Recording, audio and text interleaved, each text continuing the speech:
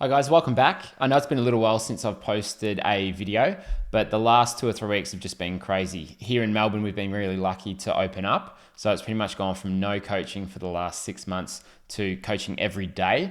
And we've got clinics every weekend and back to traveling and all that sort of stuff. So it's been really busy. But today I wanted to make another video and take you through a drill progression that I think you'll find quite useful.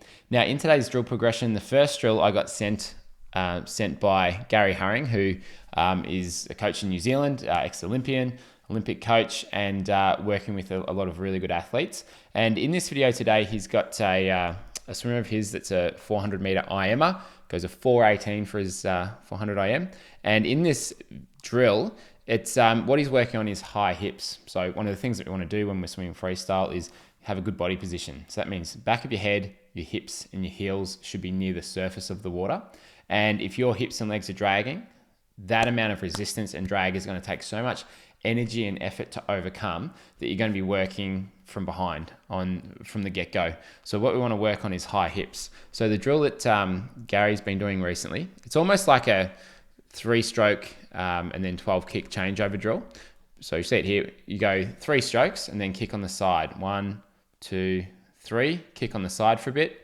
And then again, 1, 2, 3, back into a couple of kicks, and then you start again. Now the aim there is when you're doing your kicks, he said, is he wants the swimmer to press their chest in the water a little bit in order to help lift up their hips and their legs so that the hips come up fairly close to the surface of the water. Now you also have to have your head somewhat down in that range of 0 to 45. And you'll probably also want to keep that lead arm in line with the shoulder as well as you do it. Keep those things in place, those things that we've looked at before. But a really good way to help emphasize that high hip position. Because I know for me, and I know when I'm watching the guys that I coach swim, when they're swimming really well, you notice that their hips stay pretty high in the water and their sort of shoulders and back are sitting high as well. And that's what we want to work on. So one way to help improve that is to lean on your chest a little bit, not just sink it down really low, but just press it down enough to help bring the hips up. So you'll see here on the way back, the change that he then makes is going a couple of kicks on the side and then 1 stroke. So it's almost like your 6-1-6 drill that you might have seen on this channel before, but with maybe a slightly different emphasis than we've done in the past. Now, apologies for the quality. This was just sent through Facebook Messenger, so it's slightly the poor quality in terms of the video, but you can see the drill there. So with some of the people I've been coaching recently, we've been doing that drill. Then I've been going into long dog paddle, or you might know it as underwater recovery freestyle. And this is just where you will pull through in the water and then recover back underneath. So you don't actually come over the top of the water. Now, I would probably not go with the pull buoy for this one. I'd just do a normal kick or fins if you want them. And in this drill, what we want to work on is keeping pressure from the very front of the stroke, as you'll see here. So from the front of the stroke and then all the way to the back of the stroke.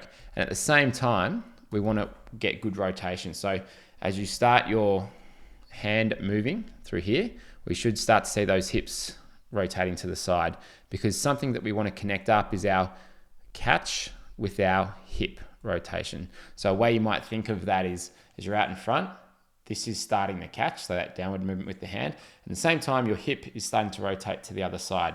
That's the timing and connection that we want, because if you get that, then you really end up using a lot of your hip rotation through the movement, as opposed to maybe just your arm rotation if you're not moving your hips at all.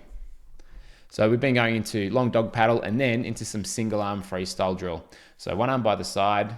You can either breathe to the same side or to the other side. I quite like this drill when you're breathing to the opposite side that you're pulling with.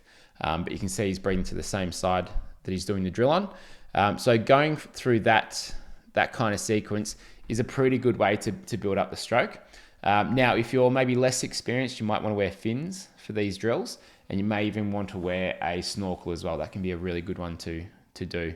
So not a bad little sequence that you might do something like 5 100s, 25 of the first drill, 25 of long dog paddle, 25 of single arm freestyle drill, and then 25 swim. And then you could go into your main set and go from there. So we've been doing a few drills in warm up like we always recommend. and starting to feel pretty good in the water as well. So that's a good drill sequence you can add in. Now, if you're not subscribed to the channel, I'd love it if you subscribe. That way you'll get notified every time we do add a video. We were doing 2 videos a week, and I'm going to try and get back on that program. But as I said, things have been really busy with coaching, which was always good. And I know a lot of you in Europe have had to sort of close down. The pools are open and shut and open and shut. So I hope that they open for you very soon. And in the meantime, hopefully these videos get you through.